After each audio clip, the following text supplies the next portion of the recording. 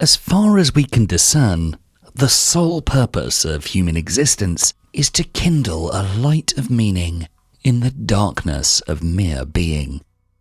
Carl Jung. When we learn about influential and successful people such as Carl Jung, Sigmund Freud, or, say, Leonardo da Vinci, Albert Einstein, William Shakespeare, Nelson Mandela, and so on, we often feel a little inadequate. Their lives were so meaningful, how could ours ever compare?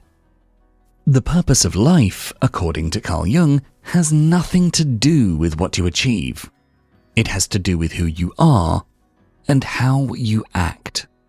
According to Jung, the entirety of an individual's being can be described by our psyche, encompassing all our conscious and unconscious aspects.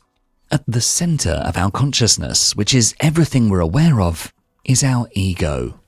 But there's so much outside of the ego that we don't acknowledge. In the center of our unconscious, meaning everything that's hidden to us, lies our shadow or our dark side. According to Jung, in our unconscious lies the key to finding our purpose in life. This is because the purpose of your life is not something objective or universal, it's something unique to you. Carl Jung was a Swiss psychiatrist and psychoanalyst who ended up founding his own school of psychology known as analytical psychology. His philosophy is often referred to as Jungian philosophy. He's also published multiple books, most notably The Psychology of the Unconscious, Man and His Symbols, The Archetypes and the Collective Unconscious, Modern Man in Search of a Soul, The Psychology of Transference, Memories, Dreams and Thoughts, and the relations between the ego and the unconscious. In this video, we'll talk about the steps you need to take so that your dark side can reveal your life's purpose, according to the philosophy of Carl Jung. Number 1. Get to know your darkness. Jung says, "Your visions will become clear only when you can look into your own heart. Who looks outside dreams. Who looks inside awakes." Everyone has a unique meaning and purpose in life, depending on who you are and what you want. As a result, you need to know who you are before you can begin to figure out the purpose of your life. Many people believe they know themselves well. You might think you're familiar with your traits, strengths, weaknesses, and desires, so you might be tempted to dive straight into finding your life's purpose. However, in order to truly know yourself, you have to do what Jung called self-realization. Each person is made up of both conscious and unconscious parts, the aspects of ourselves we're aware of, and those we're not. The shadow, or our dark side, is the hidden part of our unconscious that holds repressed desires, emotions, and traits. For instance, your shadow might contain feelings of laziness, envy, or anger, as well as hobbies or interests that you're ashamed of or wish you'd outgrown. Because the shadow resides in the unconscious, you're often unaware of what's in it. These traits have been repressed and ignored for so long that they no longer surface in your thoughts.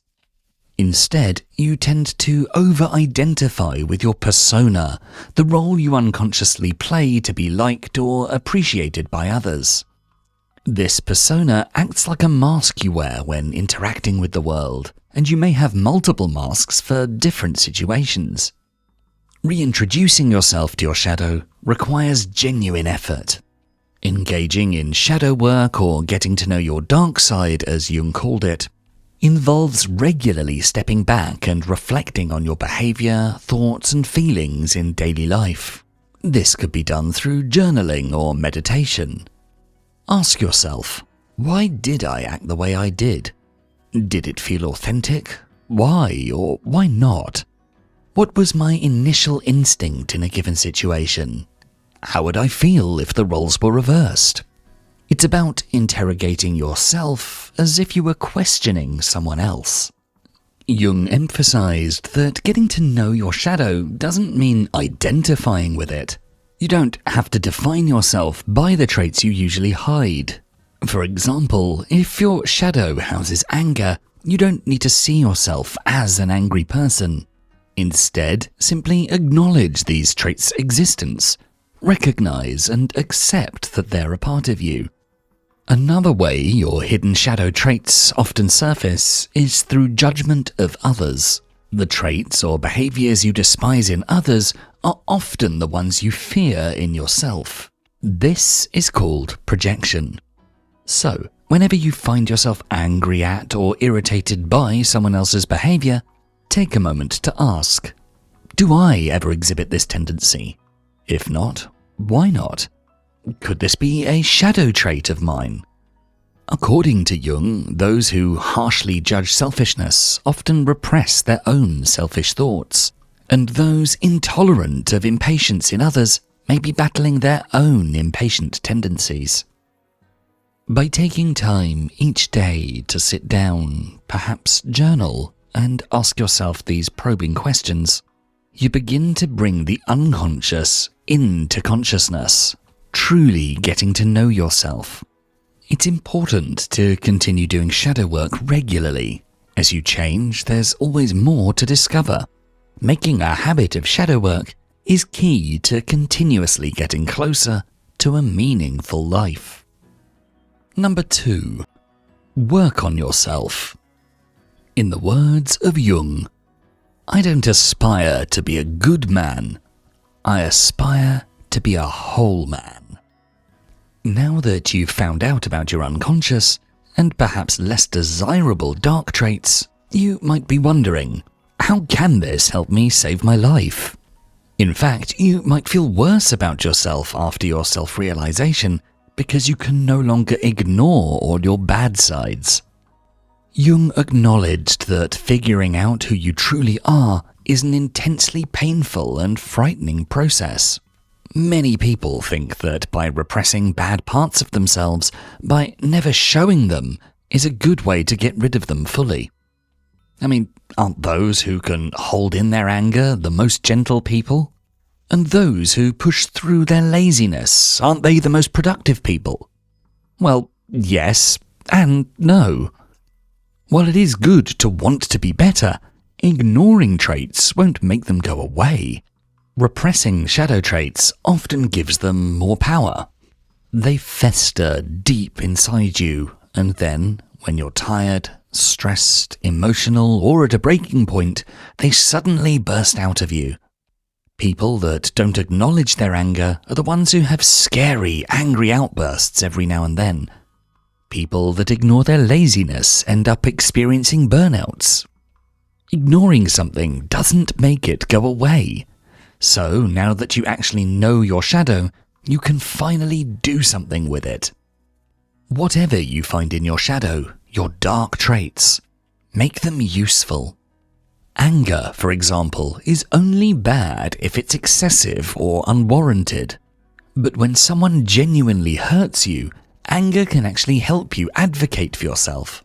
So the question you should ask yourself is, when is it right to act on an emotion, and when is it better not to? When should I lean into my mask and persona, and when do I not have to? By thinking about your emotions in this nuanced sense, rather than thinking of them as bad or good, you will improve your life and well-being tremendously. Envy can be a motivator. Laziness can get you well-needed rest. Impatience can make you more active, if the context is right. In other words, you have to find ways to integrate everything you find in your shadow into your personality instead of ignoring it. Your shadow isn't here to punish you, but rather to teach you, and your repressed traits are here to stay.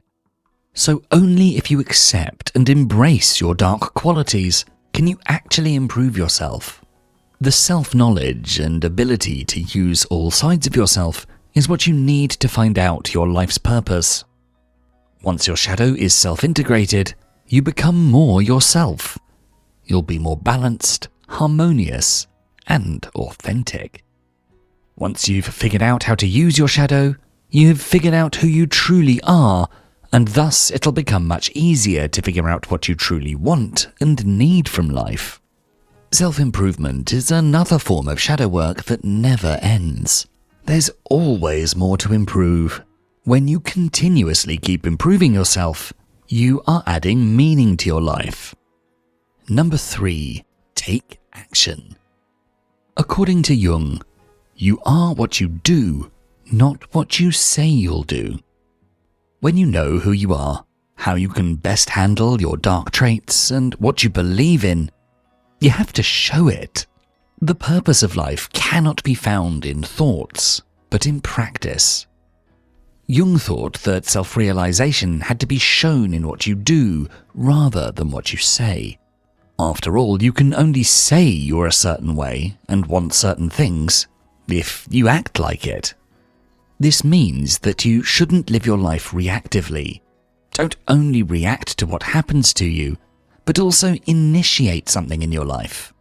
Instead of waiting for people to befriend you, go out of your way to make friends. Instead of waiting for that promotion, come up with a plan and pursue it. And instead of waiting for your life to achieve the meaning you want it to, make your life meaningful with your actions. Currently, most of us do live reactively, even those who actively seek out their shadow and improve themselves. Working on yourself is a great first action one can take, true, but it's not enough to truly start taking action in other areas of life either. In fact, after doing shadow work, one might think they can now sit back and relax. But sitting back in your life is what gets you stuck in meaninglessness. Okay, but how do you start living actively? Simple. By challenging yourself. When you've taken steps to continuously explore your shadow and improve yourself based on what you find, you should also keep taking some extra steps. Frequently ask yourself questions like, what do I believe in? What spiritual or religious beliefs? What moral principles? What values? How do I act on a daily basis? What do I want to do this year and the next 5 years? How do I want to contribute to the world? What do I expect from others? You could journal about these questions or meditate on them. The answers are clear clues as to what kind of actions to take. You might, for example, want to become a published author. A lot of people do. But a lot of those people that do want to become a published author also don't take many steps to achieve that goal. They wait for inspiration to strike, for their agenda to clear up, and eventually for the book to write itself. They still live reactively. When the time is just right, the book will just flow out of them, or so they think. So what would someone who wants to become an author have to change? An aspiring author that actually takes action would write on a frequent, scheduled basis, whether they feel like it or not. When they get stuck, they'd actively seek out advice or exercises to help them move along. They would finish a story, if not thanks to motivation, then due to discipline. And then they'd proactively reach out to people in the publishing industry, such as literary agents. Of course, many people don't derive meaning from career goals. Instead, their personal ideas about their lives might be a little more abstract. You might want to positively influence new generations, for instance.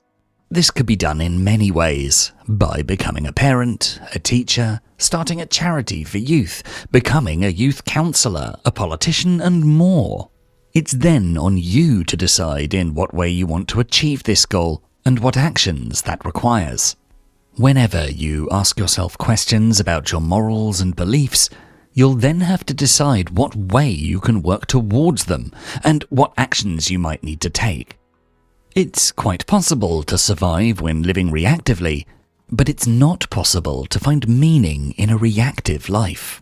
Meaning requires action. Number 4. Embrace fear. Jung once said, "Where your fear is, there is your task." One of the main reasons people live reactively is not mere laziness, and often not even a lack of motivation. Most of the time, the avoidance of action results from fear. Action requires risk, which can be scary. When you have an idea for a book, you have to risk being disappointed by your own writing in order to get it down on paper. Once you've written a book, you have to be ready for many rejections if you want to get it published.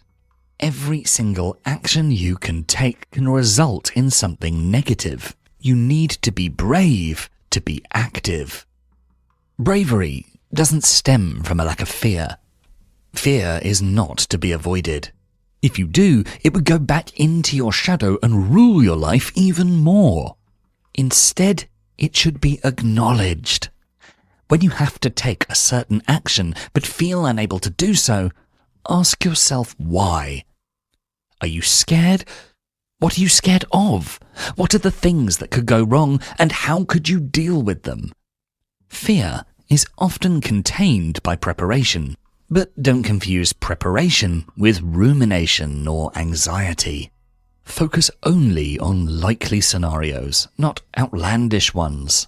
When you want to publish a book, be prepared to be rejected by many agents, or even to find no one interested in representing it. But also be prepared to find an agent, or to have it published. Do not, however, ruminate about how agents and publishers might reject you, or about someone stealing your book idea, or about being laughed at.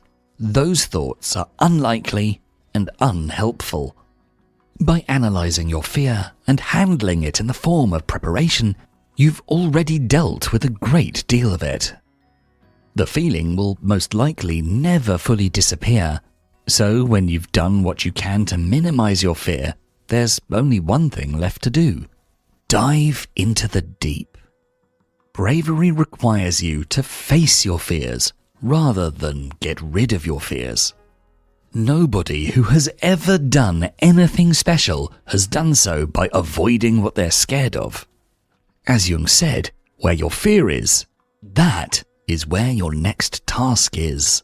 Once you know what you're scared of, you also know what's likely to give your life the most meaning. Number 5. Accept the bad.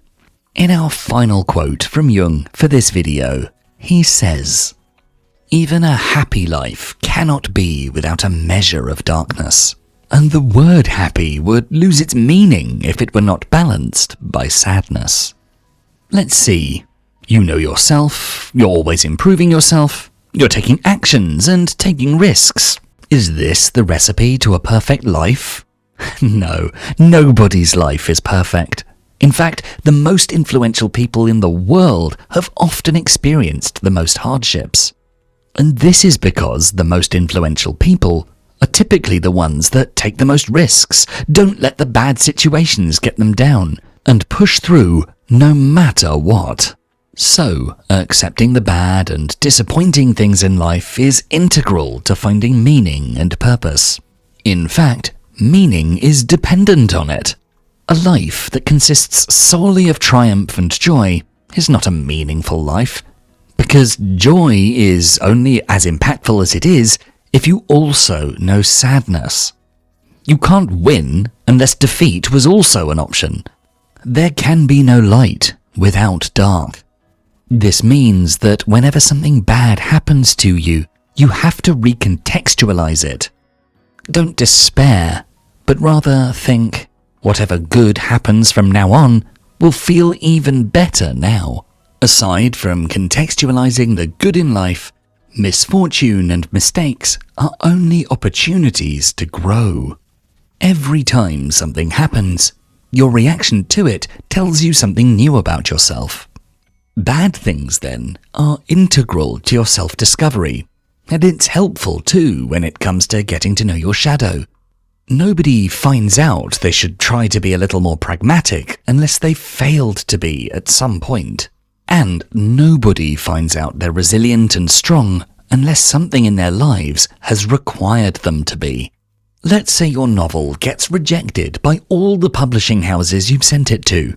Or you gave up your stable job to go back to school, but you failed. Sure, you now have more context to enjoy good things later on in life. You've learned something. But does this give your life more meaning? The meaning of life, according to Jung, doesn't lie in achieving those goals you set yourself. It's in the taking of action and self-discovery. With this, he means that your life doesn't become meaningful because you're a published author or a successful politician. It derives its meaning from what you did to get there. And thus, even those who end up not getting there now know they're the kind of person that takes action. They're not dreamers. They're active. They're uniquely and unapologetically themselves. And that, in and of itself, is the most meaningful part. Adding meaning to your life never ends. You have to keep discovering yourself, your goals, and taking action. You'll continue to experience good and bad things, and this is what makes your life so special. Your unique combination of disappointment and joy. Your unique actions and attempts, and your determination. Always be proud of what you tried. That is where the purpose comes from. And finally, appreciate all the good in your life. Whatever you've achieved, no matter how little it is, be proud of it. Whatever works out for you in life, be grateful for it.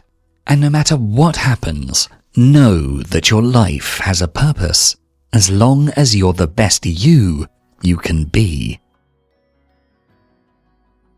If you enjoyed this video, please make sure to check out our full Philosophies for Life playlist, and for more videos to help you find success and happiness using beautiful philosophical wisdom, don't forget to subscribe.